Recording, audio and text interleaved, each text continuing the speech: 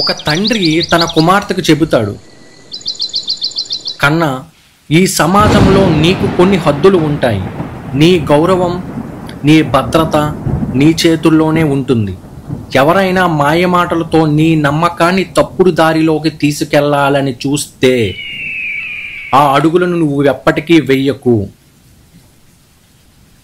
కానీ కూతురు ఆ మాటలను నిర్లక్ష్యం చేస్తుంది. మాయమాటలతో మోసపోయి బాధపడుతుంది.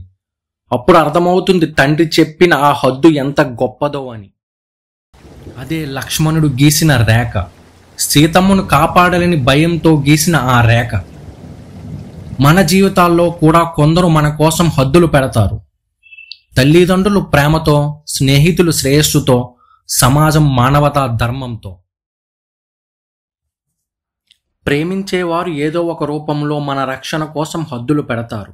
ఆ హద్దులు మన స్వేచ్ఛను లాక్కోవు, మనల్ని కాపాడతాయి. లక్ష్మణ రేఖ అనేది మనల్ని బంధించడం కాదు, ఒకరు మన కోసం ప్రేమతో వేసిన రక్షణ గీత.